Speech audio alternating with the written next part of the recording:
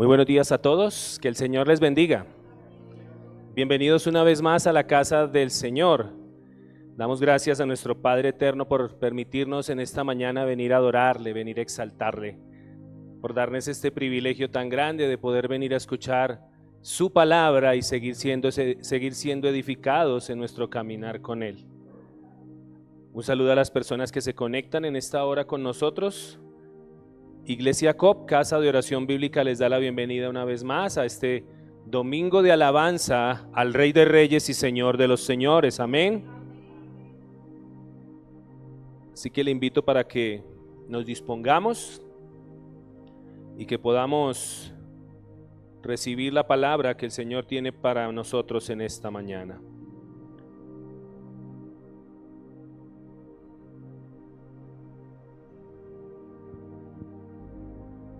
¿Cuántos tienen una fe genuina?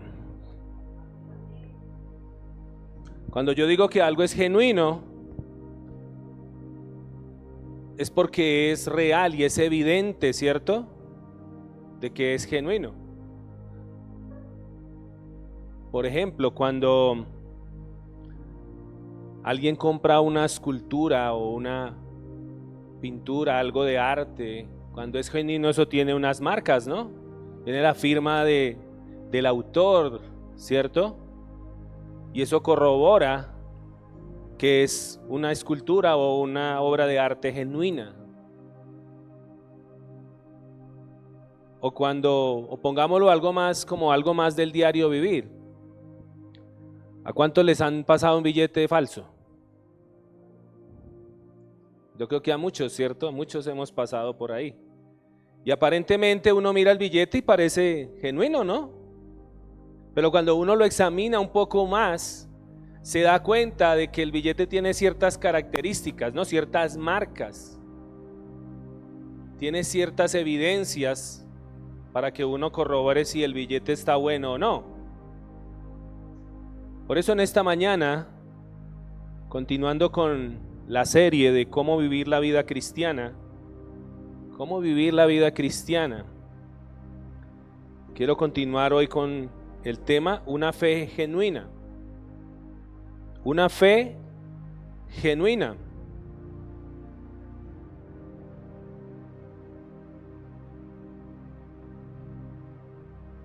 Y lo invito para que vaya conmigo al libro de Santiago, que es el libro que estamos estudiando. Libro de Santiago capítulo 2. Santiago capítulo 2 y vamos a leer los versos 14 al 26.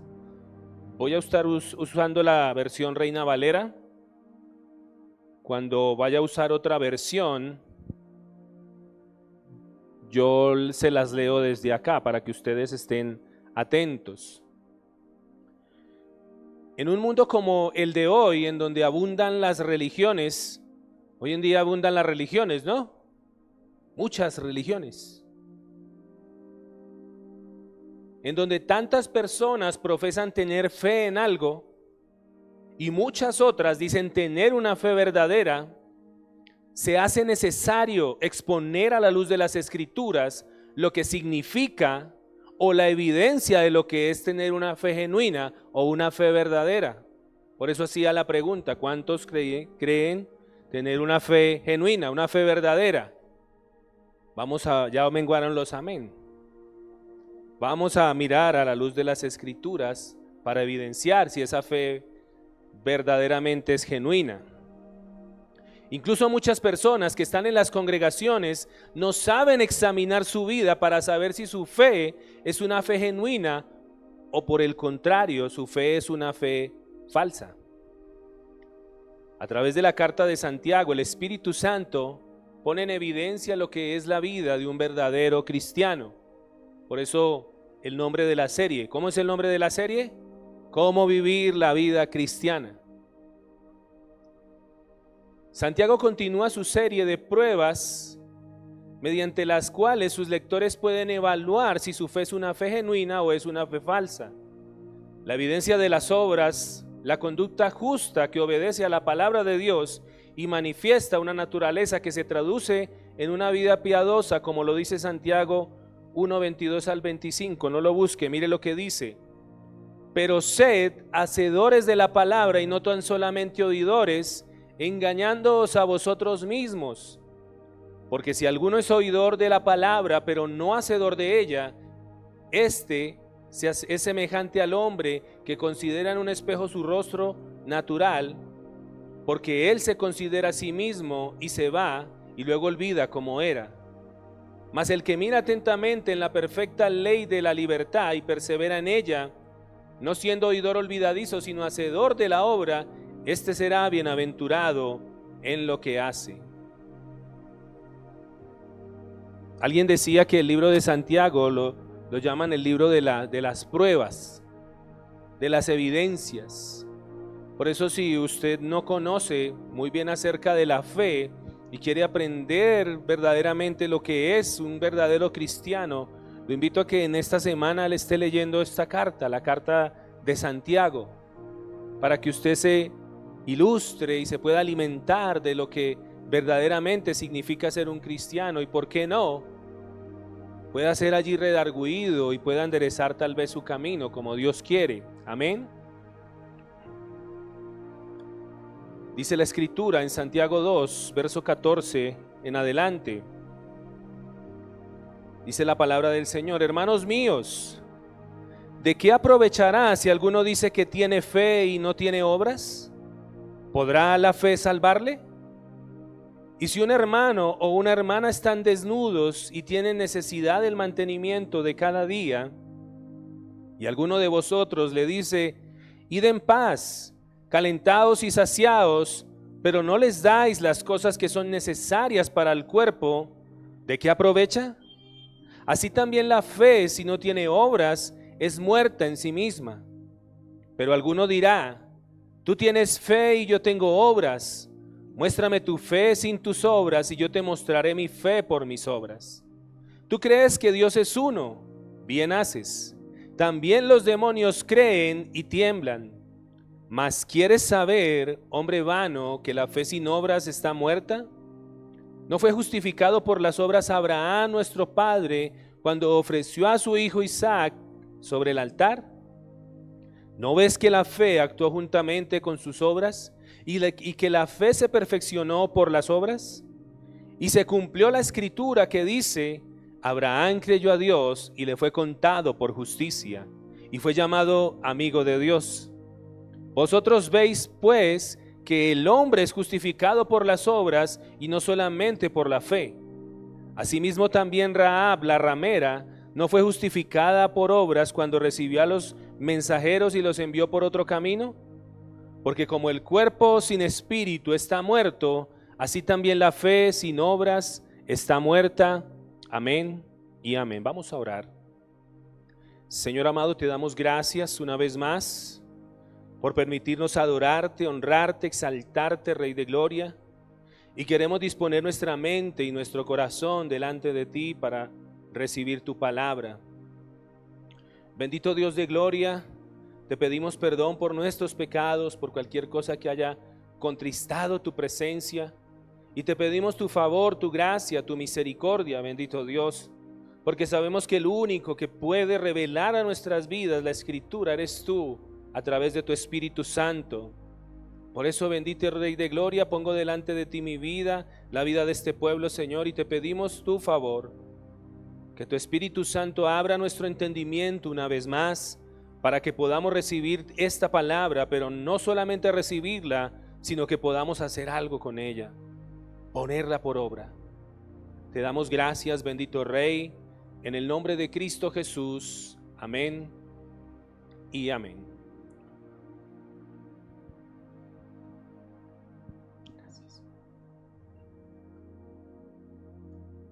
El punto de Santiago no es que una persona sea salva por obras, sino que hay un tipo de fe aparente que está muerta y no salva. Si miramos los versículos 14, 17, 20, 24 y 26, por ejemplo, dice el versículo 14, que de qué aprovechará si alguno dice que tiene fe y no tiene obras. El versículo 17 sigue diciendo: así también la fe, si no tiene obras, es muerta en sí misma. El versículo 20 continúa diciendo también: Mas ¿quieres saber, hombre vano, que la fe sin obras es muerta? Verso 24. Vosotros veis pues que el hombre es justificado por las obras y no solamente por la fe. Y el verso 26 dice: porque como el cuerpo sin espíritu está muerto, así también la fe sin obras está muerta. Si analizamos, 11 veces aparece la palabra fe y de igual manera 11 veces aparece la palabra obras. Y nos da a entender el punto principal del cual está hablando el pasaje, del cual el autor nos quiere hablar. Dice Mateo 7:21, dice: no todo el que me dice Señor entrará en el reino de los cielos, sino solo aquellos que hacen la voluntad ¿de quién? De mi Padre que está en el cielo.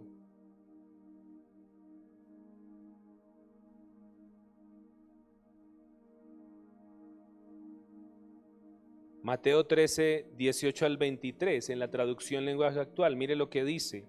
Atención acá, dice: ahora pongan atención y les diré lo que significa. Está hablando de la parábola del sembrador. Pongan atención y les diré lo que significa el ejemplo del campesino o del sembrador.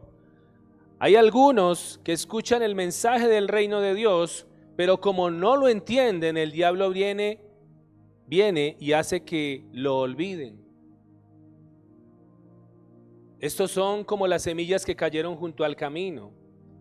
Las semillas que cayeron entre piedras representan a los que oyen el mensaje del reino de Dios y lo aceptan rápidamente y con gran alegría. Pero como no entienden muy bien el mensaje, su alegría dura muy poco, y cuando tienen problemas o los maltratan por ser obedientes a Dios, enseguida se olvidan del mensaje. Luego están las semillas que cayeron entre los espinos. Estas semillas representan a los que oyen el mensaje, pero no dejan que el mensaje cambie sus vidas. Solo piensan en lo que necesitan y en cómo hacerse ricos. Se parece mucho al evangelio que predican en muchas partes, ¿no? Solo les afana ¿qué? Lo que necesitan, pero no dejan que el mensaje cambie sus corazones, cambie sus vidas. Solo está empezando: Dios te va a prosperar y Dios te va a ver y vas a ser rico. Cuando la escritura dice: mas buscad primeramente ¿qué? El reino de Dios y su justicia, y lo demás, si el Señor tiene a bien, porque eso no lo dicen, si el Señor tiene a bien vendrán las añadiduras. Pero lo más importante que tú y yo debemos buscar es que Dios gobierne tu vida y gobierne mi vida. Eso está por encima de todo. Por eso habla allí el pasaje, que muchos oyen el mensaje y solo buscan lo que necesitan, pero no dejan que el mensaje cambie sus vidas. Finalmente, las semillas que cayeron en buena tierra representan a los que oyen el mensaje y lo entienden. Estos sí cambian sus vidas y hacen lo bueno. Son como esas semillas que producen espiga con 100, con 60 y hasta con 30 semillas. Esos son los que verdaderamente cambian sus vidas. Por eso estamos hablando de una fe ¿qué? Una fe genuina. Juan 15, versículos 5 al 6, en la versión Reina Valera dice: yo soy la vid, vosotros los pámpanos. El que permanece en mí y yo en él, este lleva mucho fruto, porque separados de mí ¿qué? Nada podemos hacer.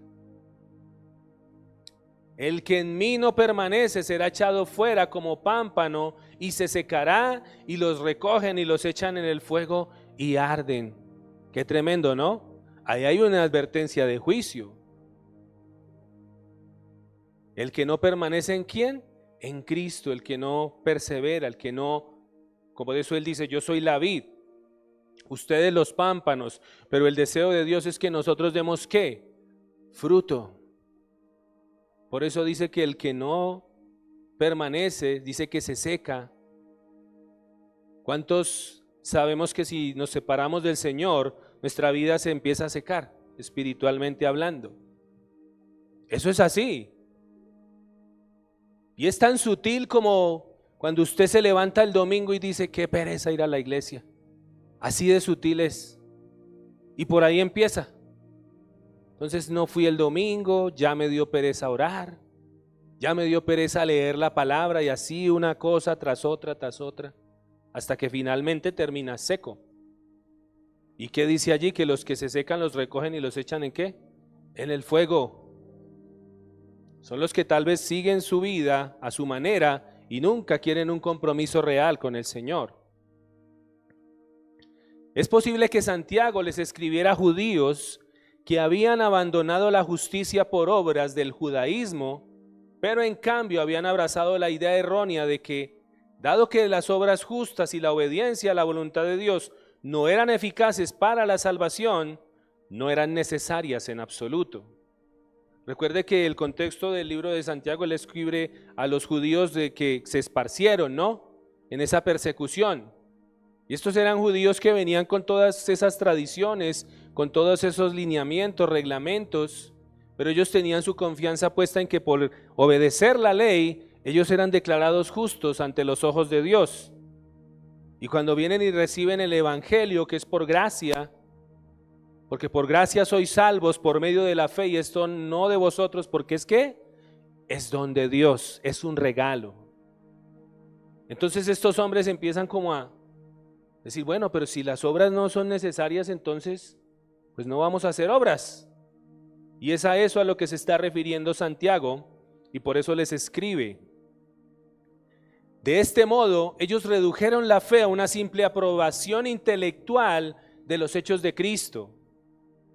Este es un pasaje que debemos tomar en conjunto antes de estudiarlo por partes, porque muy a menudo se utiliza para demostrar que Santiago y Pablo no estaban de acuerdo. Se supone que Pablo reitera que somos salvos por la fe sola y que las obras no cuentan para nada en el proceso de salvación. Mire lo que dice Romanos 3:28, dice, concluimos pues que el hombre es justificado por la fe sin las obras de la ley. Gálatas 2:16 dice, sabiendo que el hombre no es justificado por las obras de la ley, sino por la fe en Jesucristo. Dice, por cuanto por las obras de la ley nadie será justificado. Aparentemente parece que hubiera una contradicción, ¿no? ¿Cómo así? Santiago dice que no, que las obras sí cuentan, y Pablo dice que no, que es solo la fe. Entonces, ¿qué? A veces se afirma que Santiago no solo difiere de Pablo, sino que le contradice abiertamente. Pero se trata de una cuestión que nosotros debemos investigar. Empecemos por advertir que el punto de vista de Santiago es el de todo el Nuevo Testamento en general. Juan el Bautista predicaba que la gente tenía que demostrar la autenticidad de su arrepentimiento con la excelencia de sus obras. Por eso él les decía, haced pues frutos dignos de arrepentimiento. Muy bien. Mateo 3:7-8 en la versión Reina Valera dice, al ver que muchos de los fariseos y de los saduceos venían a su bautismo, está hablando de Juan el Bautista, les decía, generación de víboras. ¿Cómo les decía? Generación de víboras. Imagínense uno le diga a la gente ahorita así, salen corriendo. ¿Quién nos enseñó a huir de la ira venidera? Haced pues frutos dignos de arrepentimiento. Jesús también predicaba que había que vivir de tal manera que el mundo viera las buenas obras de sus seguidores y dieran la gloria a Dios. Mire lo que dice Mateo 5:16.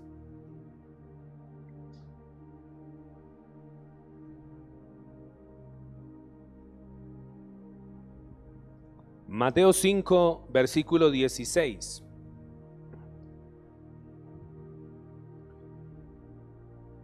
Mateo 5, verso 16. ¿Todos allí? Dice, así alumbre vuestra luz delante de los hombres, para que vean vuestras buenas obras y glorifiquen a vuestro Padre que está en los cielos. Qué tremendo, ¿no? Él insistía en que a las personas, se les conocía por sus frutos. Lo mismo que a los árboles, y que una fe que no se manifiesta, que solo se manifiesta en palabras, nunca podría tomar el lugar de la que se expresa haciendo la voluntad del Señor. Por eso Jesús dijo por allí en alguna parte: este pueblo de labios, ¿qué? Me honra, pero su corazón está lejos de mí. Y así hay muchos en las iglesias, muchos, que vienen solamente por religiosidad o tal vez por calmar conciencia, y vienen tal vez muy cumplidos, pero su corazón no está comprometido con el Señor. ¿Cómo nos podemos dar cuenta? Por sus frutos. Dice Mateo 7, 15 al 21, no lo busque, dice en la traducción lenguaje actual. Mateo 7, versículo 15 al 21, dice: cuídense de los profetas mentirosos que dicen que hablan de parte de Dios. Se presentan ante ustedes tan inofensivos como una oveja. Es para ver si están poniendo cuidado. Pero son tan peligrosos como un lobo feroz. Ustedes les podrán reconocer, pues no hacen nada bueno. Son como las espinas que solo te hieren. El árbol bueno solo produce frutos buenos, y el árbol malo solo produce frutos malos. El árbol que no da frutos o que no da buenos frutos se corta y se quema.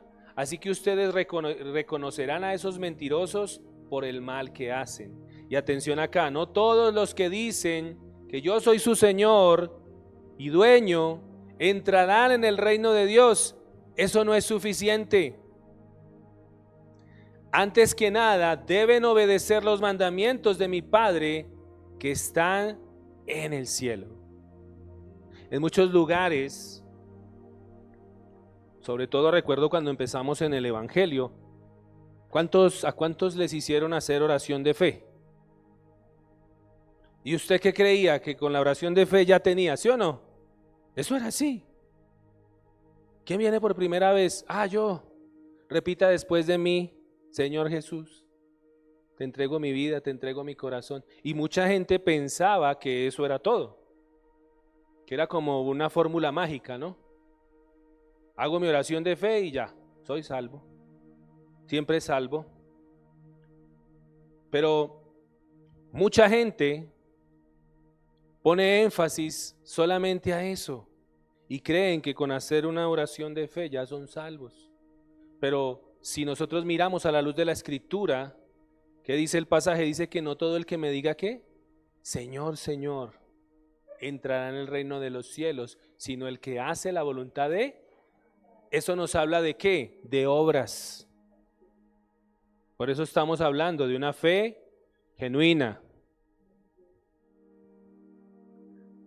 No podemos echar de menos el énfasis que el mismo Pablo hace acerca de este punto.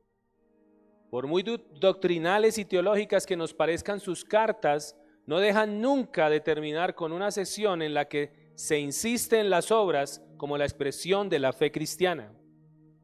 Aparte de esa su general costumbre, Pablo expresa repetidas veces la importancia que asigna a las obras como parte de la vida cristiana. Por ejemplo, habla del Dios que pagará a cada uno conforme a sus obras. Eso está en Romanos 2:6. Insiste en que cada uno de nosotros dará a Dios cuenta ¿de qué? De sí, o sea, de sus obras. Eso está en Romanos capítulo 14, el verso 12. Exhorta a todos a despojarse de las obras de las tinieblas y a vestirse de las armas de la luz. Eso tiene que ver ¿con qué? Con obras. Eso está en Romanos capítulo 13, el verso 12. Y dice primero a los Corintios capítulo 3, el verso 8, dice que cada uno recibirá su recompensa conforme a su labor. Primero a los Corintios 3, 8. Y también en segunda a los Corintios capítulo 5, En el verso 10, segunda a los Corintios 5:10, dice: porque es necesario que todos nosotros comparezcamos ante el tribunal de Cristo, para que cada uno reciba según lo que haya hecho mientras estaba en este cuerpo, sea bueno o sea malo. Cada uno de nosotros tendrá que rendir cuenta de sí ante el Señor. Dice también que el cristiano se ha despojado del viejo hombre, ¿con qué? Con sus hechos. Eso tiene que ver con obras, con cambio, con transformación. El hecho es que el cristianismo se ha de demostrar con hechos y es una parte esencial de la fe cristiana según todo el Nuevo Testamento. Santiago no se está oponiendo a lo que enseñó Pablo, sino que está exhortando a la perversión de lo que había enseñado Pablo, a los que pervierten la fe verdadera. En Hechos 16:31, por ejemplo, dice, Hechos 16:31 fue cuando el carcelero, ¿no? Dice que Pablo y Silas fueron encarcelados por estar predicando el evangelio y los pusieron en la prisión de más al fondo. Y dice que mientras ellos estaban allí presos, empezaron a medianoche a cantar alabanzas al Señor. Y dice que de un momento a otro empezó a temblar. Y tembló que las puertas de las celdas se abrieron y los presos se fueron. Y entonces el carcelero se iba a suicidar en ese momento. Se iba a suicidar, ¿por qué? Porque si se le escapaban los presos, él tenía que pagar con su propia vida. Pero dice que en ese momento sale Pablo y le dice: no te hagas daño, aquí estamos. Y dice, él le dice: ¿y qué debo hacer?, les dice el carcelero. Y en Hechos 16:31 dice: ellos dijeron: cree en el Señor Jesucristo y serás salvo tú y tu casa. ¿A cuántos les pusieron ese versículo cuando llegaron? ¿Cierto? Cree en el Señor Jesucristo y serás salvo tú y tu casa. ¿Pero será que eso es verdad?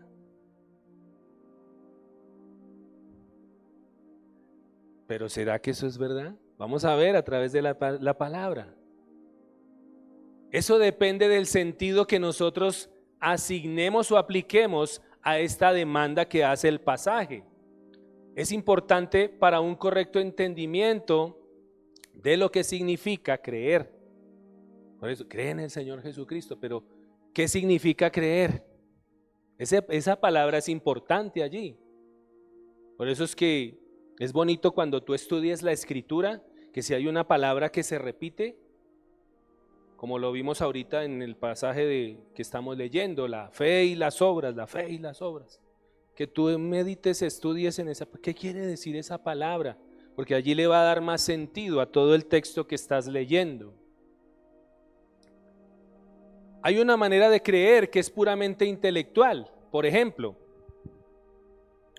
el ladrón que le pide a Dios que le vaya bien en su vuelta, ¿no? ¿Cree en Dios? Claro, ¿cierto que sí? Intelectualmente cree en Dios. Pero si nosotros miramos, aunque cree en Dios, no permite que esa fe afecte su vida, porque no hace lo bueno. O por ejemplo también las personas que vienen a la iglesia llevan mucho tiempo. ¿Cuántos llevan el evangelio, hermano? No, yo nací en el evangelio. Sobre todo los jóvenes, no, yo vengo de cuna cristiana. Y muchos se quedan allí. Pero ¿será que eso sí es así? No, cada uno tiene que nacer de nuevo. Yo le decía a mis hijos hace poco tiempo, les decía que el hecho de que nosotros sirvamos al Señor y que los traigamos a la iglesia y que les enseñemos la palabra y los mandamientos del Señor, no significa que ellos no tengan que vivir su fe. Ellos tienen que vivir su fe en algún momento. Ellos tienen que tomar la decisión, y sobre todo ya cuando llegan a una edad ya de adolescencia, ya empezando a madurar, ya ellos van a empezar a tomar su fe por su propia cuenta. Deciden si sirven al Señor o no lo sirven. Pero hay muchas personas que vienen a la iglesia y llevan mucho tiempo, pero usted las ve y no han cambiado en nada. 20 años en el Evangelio, 50 años en el Evangelio. Usted las ve y tienen los mismos problemas que cuando llegaron. Siguen siendo chismosos, siguen siendo orgullosos, siguen siendo lujuriosos, iracundos y ahí para allá, etcétera. No cambian. En otras palabras,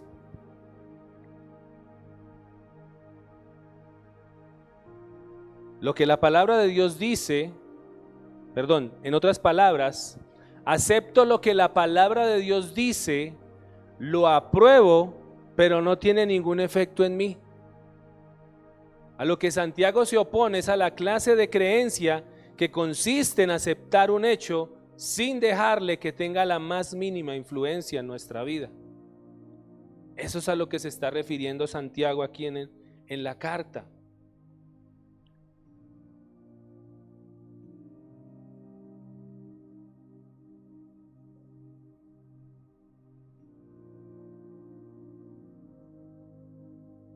Los demonios también están convencidos intelectualmente de la existencia de Dios. De hecho, hasta tiemblan de miedo cuando piensan en Él, pero su creencia no los cambia en lo más mínimo. Y así hay muchas personas, por eso algunas veces se escucha que la gente tiene la fe de los demonios. Sí creen en Dios, pero su vida no cambia, no tienen temor de Dios, no hay nada, pero creen en Dios. Para Pablo, creer en Jesucristo quería decir llevar esa fe a cada parte de nuestra vida y vivir de acuerdo con ella. Lo que Santiago condena aquí es la profesión de la fe sin la práctica. El punto de Santiago es para la persona que ya ha hecho su profesión de cristiano. Ese es el punto de Santiago acá. ¿Cuántos son cristianos? Ese es el punto del que trata este libro.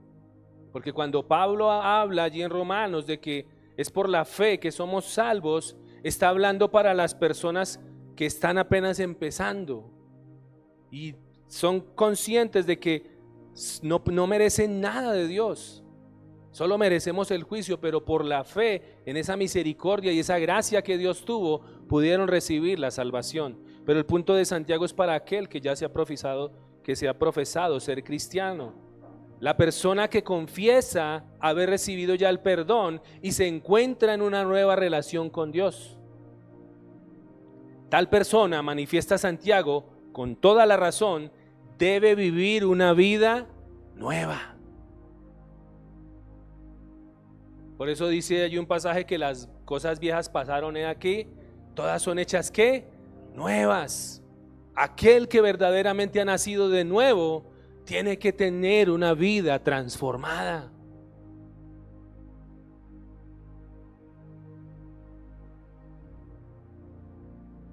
Porque es una nueva criatura y ha sido justificada y ahora debe demostrar que está santificada.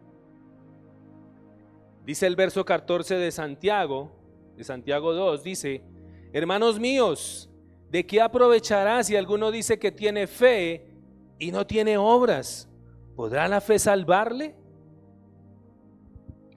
Si alguien afirma tener fe en Cristo, pero no hay cambios en su vida, es posible que esta persona simplemente apruebe las enseñanzas cristianas intelectualmente hablando, lo cual sería una fe falsa. La fe verdadera transforma nuestros pensamientos y nuestra conducta. Si nuestra vida permanece igual después de confesar que creemos en Cristo, en realidad no creemos las verdades que afirmamos creer. Por eso aquel que verdaderamente tiene una fe genuina tiene que evidenciar un ¿qué? Un cambio. Porque el Espíritu Santo va a empezar a hacer una obra en las personas, va a empezar a hacer una obra en usted.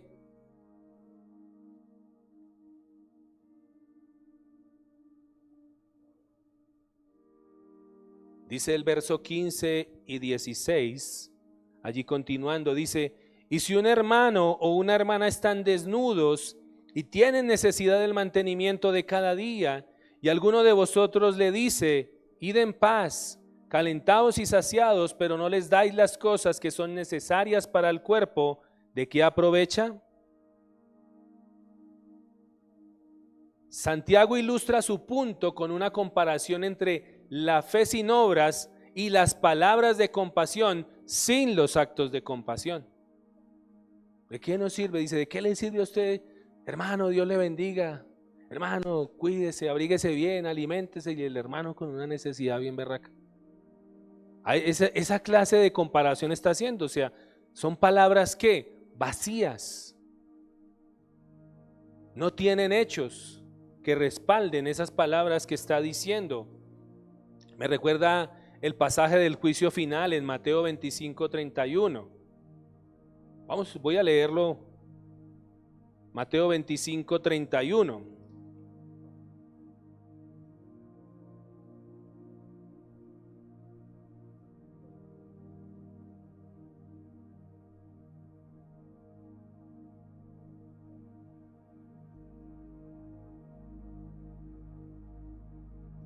Dice ahí, Jesús habla sobre el juicio final.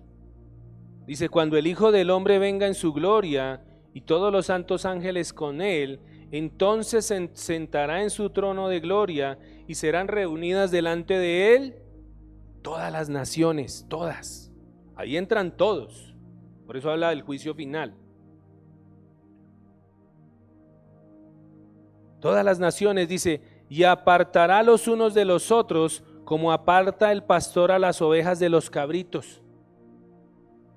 ¿Cómo son las ovejas?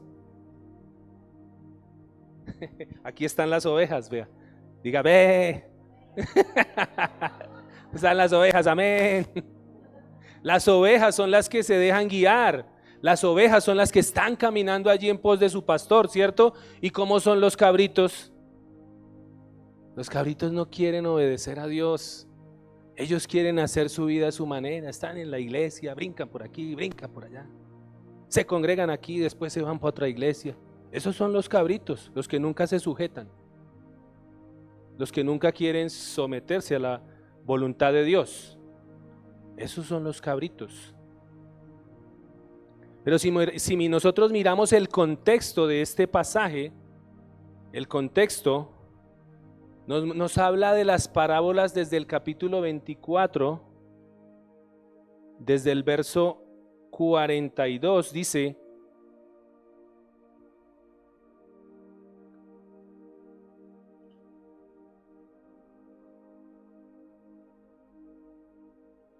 habla sobre la necesidad de velar, y está hablando allí, dice, más como en los días de Noé, así será la venida del Hijo del Hombre.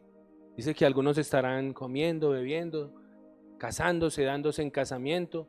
Y desde el verso 41 dije, 42 dice: velad pues, porque no sabéis a qué hora va a venir vuestro Señor. Eso me habla a mí de fidelidad al Señor, de dar fruto de las obras. Y habla también, dice que Jesús narra la parábola de las 10 vírgenes. ¿Se acuerdan? ¿Ya no dio la parábola de las 10 vírgenes? Las insensatas y las prudentes, que las sensatas fueron las que guardaron aceite de reserva. Dice que estaban allí esperando a que llegara el novio, y que el novio se tardó y llegó después de la medianoche y todas se quedaron dormidas, pero que las prudentes tenían aceite de reserva y entraron a las bodas con el novio. Pero las que no, ¿qué pasó? Mientras se fueron a comprar aceite, a conseguir aceite, se cerró la puerta y no pudieron entrar. Y fueron a golpear: Señor, Señor, ábrenos. Y el Señor, ¿qué les digo? Les digo que no las conozco. Eso habla de permanencia en el Señor. También habla de la parábola del dinero prestado. Dice que un hombre entregó sus bienes y que se fue lejos. Y dice que a cada uno le dio conforme a su capacidad, le dio un talento, dos talentos, 4, 5. Y que después vino ¿a qué? A cuadrar cuentas. Eso habla de obras, de fidelidad, de permanecer allí. Y ahí sigue hablando del juicio final. Verso 17 y 18 de Santiago 2, no olvide.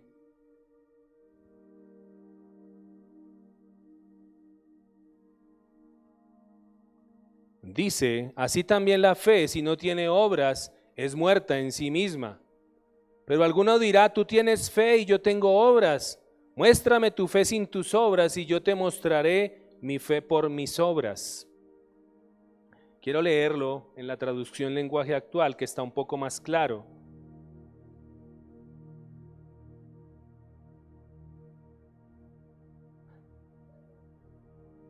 Santiago capítulo 2, versos 17 y 18.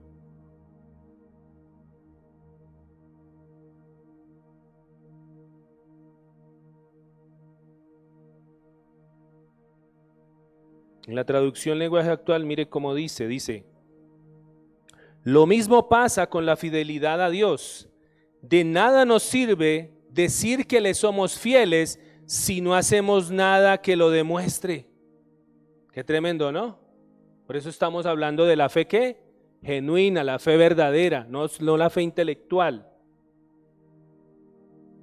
Esa clase de fidelidad está muerta. A los que dicen que son fieles a Dios, pero no hacen lo bueno, yo les podría decir, tú dices que eres fiel a Dios y yo hago lo que es bueno.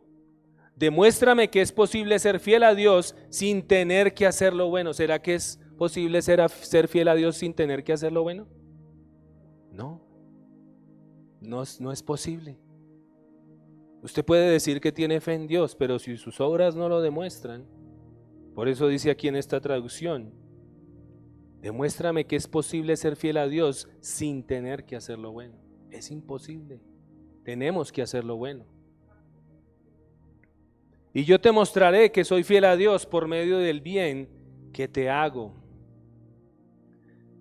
Así como la compasión profesada sin acciones es falsa, la clase de fe que no tiene obras no es más que una mera profesión vacía, no una fe genuina. Dice en Gálatas 5:6, en la versión Reina Valera, dice, porque en Cristo Jesús ni la circuncisión vale algo, ni la incircuncisión, sino la fe que obra por el amor. ¿La fe que qué? Que obra, la fe que tiene obras, la fe que tiene frutos. ¿Qué era la circuncisión? Algunos tal vez saben, otros no. La circuncisión era un requerimiento que Dios ordenaba a su pueblo y se hacía para confirmar que la persona que se hacía este ritual pertenecía al pueblo de Dios, ¿cierto? Me recuerda a las personas que en estos tiempos se quieren volver judíos, que siguen el sabbat y que guardan la fiesta de los tabernáculos. ¿Sí ha escuchado? Hay gente, si usted no guarda, no, es que el día es el sábado. ¿Por qué? Porque la Biblia dice que el día es el sábado. Y así hay mucha gente que empezó en el cristianismo y terminó volviéndose al judaísmo y se volvieron para atrás. Quieren ser judíos, quieren ser mesiánicos. Entonces guardan todas esas fiestas y todas esas ceremonias y usted los ve tocando el shofar y poniéndose lo que se ponen es ahí encima. Ningún tipo de ceremonia religiosa hace alguna diferencia si usted no está en una correcta relación con Dios. La única manera en que podemos estar en una correcta relación con Dios es a través de Jesucristo. No hay otro camino. Por eso hablamos de la fe genuina y por eso hablábamos en la introducción de que hay muchas religiones, ¿cierto? Muchos caminos, la gente busca, pero la única manera en que nosotros podemos tener una relación con Dios es a través de Jesucristo y por medio de su Espíritu Santo. Escuche lo que dice Romanos 2:17 al 29 en la versión Nueva Biblia Viva. Romanos 2, verso 17 al 29, atención acá.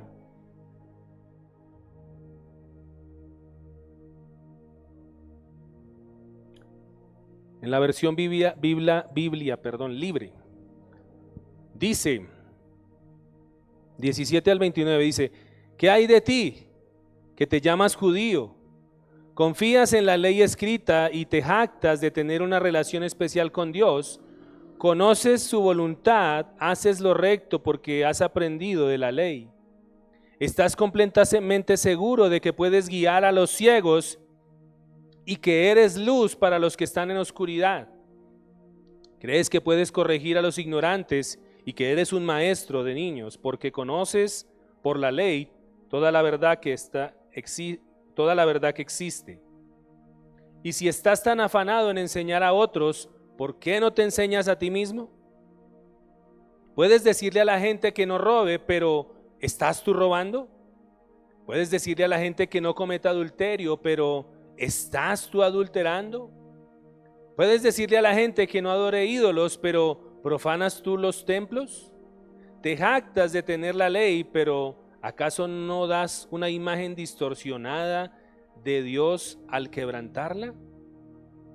Como dice la Escritura, por tu causa es difamado el carácter de Dios entre los extranjeros. Estar circuncidado solo tiene valor si haces lo que dice la ley, pero si quebrantas la ley, tu circuncisión es tan inútil como la de aquellos que no están circuncidados. Si un hombre que no está circuncidado guarda la ley, debe considerarse como si lo estuviera, aunque no lo esté. Los extranjeros incircuncisos que guardan la ley te condenarán si tú la quebrantas, aunque tengas la ley y estés circuncidado. No es lo externo lo que te convierte en un judío o en un hijo de Dios. No es la señal física de la circuncisión. Lo que te hace judío o hijo de Dios es lo que llevas por dentro, una circuncisión del corazón que no sigue la letra de la ley, sino la del Espíritu. Alguien así busca la alabanza de Dios y no la de los hombres. En la versión La Biblia de las Américas, esa parte final dice, y la circuncisión es la del corazón por el Espíritu. Es la obra de Dios en el corazón del hombre. Dice la Escritura, además, les daré un corazón nuevo y pondré un espíritu nuevo dentro de ustedes. Quitaré de su carne el corazón de piedra y les daré un corazón de carne. Pondré dentro de ustedes mi espíritu y haré que andéis en mis estatutos y que cumplan cuidadosamente mis ordenanzas. Eso está en Ezequiel 36, 26 al 27. El único que puede hacer la obra en ti para que puedas tener una relación correcta con Dios es el Señor, es Jesucristo, es el Espíritu Santo. Por eso habla de una circuncisión interna que solamente Dios hace en el corazón del hombre. Por eso la necesidad de lo que exhorta aquí Santiago cuando dice que la fe sin obras está ¿qué? Muerta. ¿Cuántos pueden cumplir la ley? Ninguno, ¿verdad? Porque dice que el que falla en un punto se hace acreedor ¿de qué? De todos. Por eso se hace necesario que venga un Salvador. Por eso se hace necesario que Cristo, quien cumplió la ley a cabalidad, la ley perfecta, porque dice que Él no pecó, que no falló en ningún punto, viniera y muriera por tus pecados y mis pecados y nos regalara su salvación. Por eso es solo a través de Cristo.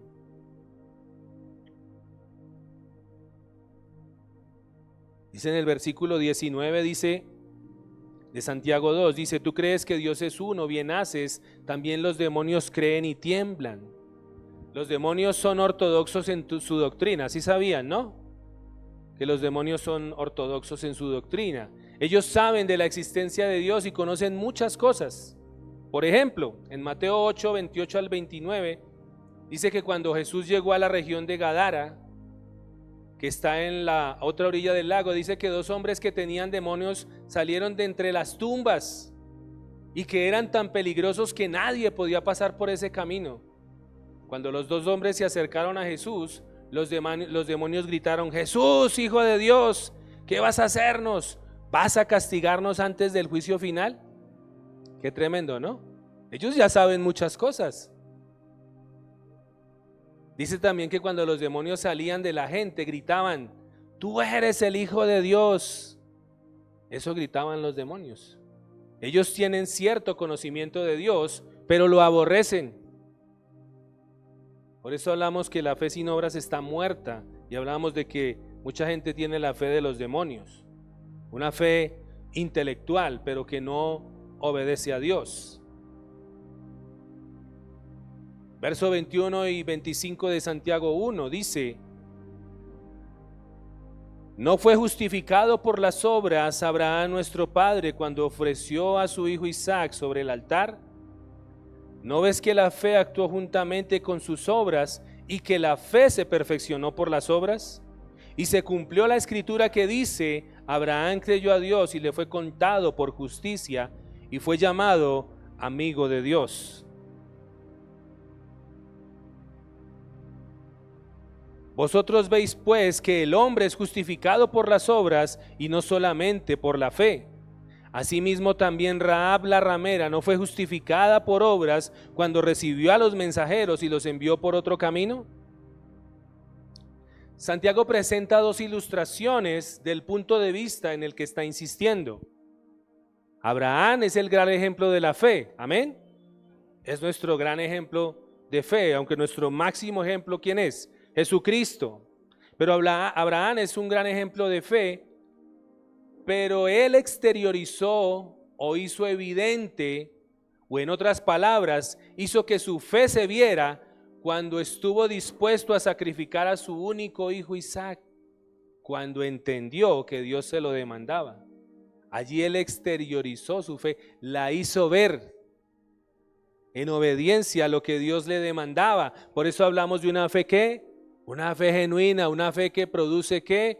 Obras. También Rahab, dice allí, ¿quién era Rahab? Era una ramera o una prostituta que estaba allí en el pueblo de Jericó.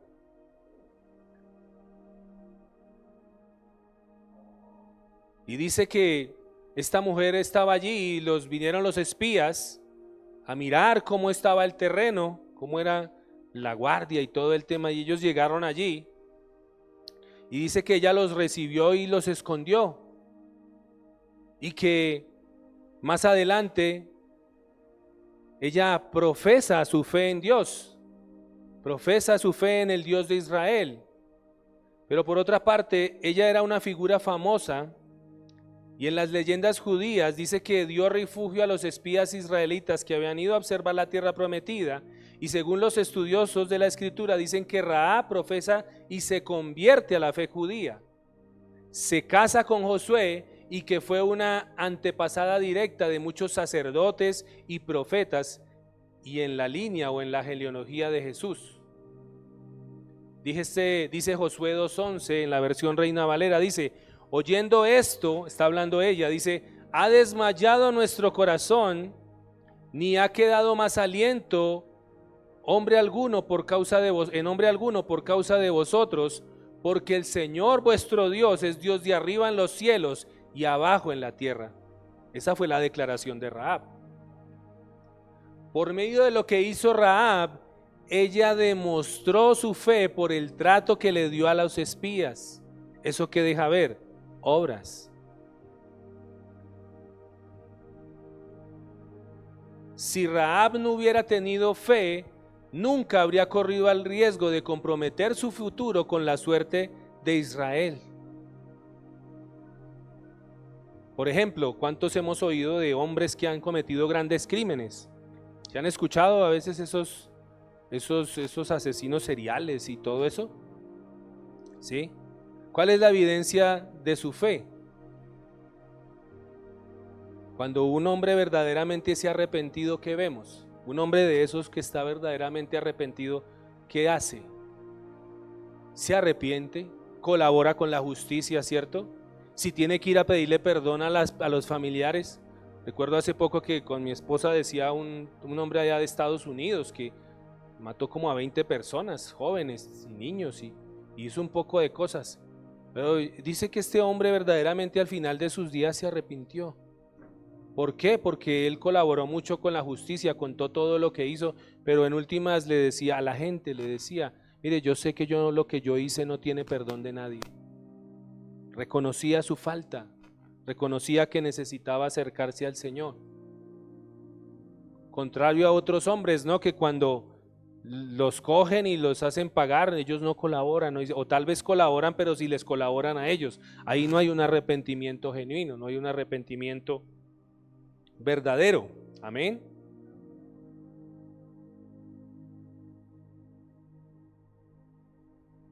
Y termino con esto.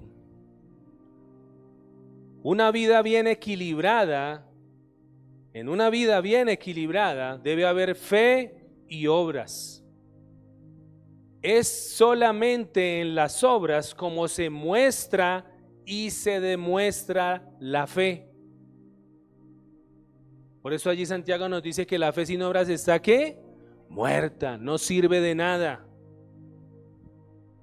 Un gran reformador dijo, atención acá, un gran reformador dijo lo siguiente, dijo, la fe salva sin obras.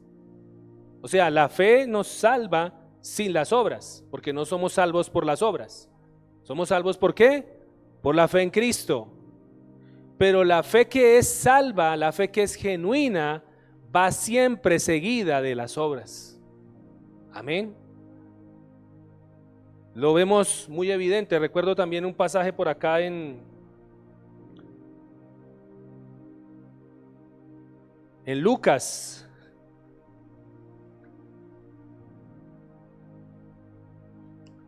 Está hablando Juan el Bautista. Dice, y la gente preguntaba diciendo, entonces, ¿qué haremos? Cuando está hablando dice, y también el hacha está puesta a la raíz de los árboles, por tanto todo árbol que no da buen fruto se corta y se echa ¿qué? En el fuego. Y la gente le preguntaba a Juan el Bautista diciendo, entonces, ¿qué haremos? Y respondiendo él le dijo, el que tiene 2 túnicas dé al que no tiene, y el que tiene que comer haga lo mismo. Vinieron también unos publicanos para ser bautizados y le dijeron, maestro, ¿qué haremos? Si saben quiénes eran los publicanos, ¿no? Los que cobraban los impuestos, los que trabajaban para Roma, eran muy odiados por los judíos, incluso eran del mismo pueblo judío y trabajaban para los romanos. ¿Qué hacían ellos? Ellos cobraban la cuota, pero cobraban de más, cobraban una buena porción, una buena tajada y se quedaban con ello. Dice, vinieron también los publicanos para ser bautizados y le dijeron, maestro, ¿qué haremos? Él les dijo, no exijáis más de lo que está ordenado. Eso que muestra obras, frutos dignos de arrepentimiento. Por eso la fe genuina lleva obras. Dice, también le preguntaron unos soldados diciendo, ¿y nosotros qué haremos? Y él les dijo, no hagáis extorsión a nadie, ni calumnies, y contentaos con vuestro salario. ¿Eso habla de qué? De obras. Por eso la Escritura dice que el que robaba, no robe más, sino que trabaje con sus propias manos. Eso habla de obras. La fe genuina tiene ¿qué? Obras, sino que trabaje con sus propias manos para que comparta con aquellos que pasan necesidad. ¿Qué es lo que Dios quiere que nosotros hagamos? Que la verdadera fe se muestre por medio de las obras. Eso es lo que Dios quiere que tú hagas. Por eso en esta mañana no es solamente que tú te vayas con un conocimiento intelectual o un entendimiento de la palabra, sino que verdaderamente vayas y pongas por obra lo que dice la Escritura. Por eso dice allí mismo en Santiago, dice que es como el hombre que se mira en un espejo, dice que se mira por un momento, pero después se va y se le olvida cómo era. De nada te sirve a ti venir cada 8 días, tal vez, si tú escuchas la palabra, pero apenas sales de este lugar se te olvida y no la pones por obra. Eres como ese hombre que dice Santiago, que se mira en el espejo y luego dice que, sino que el que mira en la perfecta ley de la libertad, no siendo oidor olvidadizo, sino hacedor de esa ley. Amén, amada iglesia. ¿Qué es lo que Dios quiere que tú hagas en esta mañana? Que demuestres verdaderamente tu fe. Pero si tú no has nacido de nuevo, no puedes hacerlo. Porque solamente a través de Cristo, solamente a través de la obra que hace el Espíritu Santo, si tú no tienes una relación con el Señor, va a pasar como en el versículo que dijo: no todo el que me diga Señor, Señor, entrará en el reino de los cielos, sino que el que hace ¿qué? La voluntad de mi Padre. Porque muchos en aquel día me dirán: Señor, yo me congregaba cada domingo, yo leía la Biblia de tapa a tapa cada año. Y el Señor les dirá: apartados de mí, ¿qué? Hacedores de maldad, nunca los conocí. Amén, amada iglesia. Póngase sobre sus pies.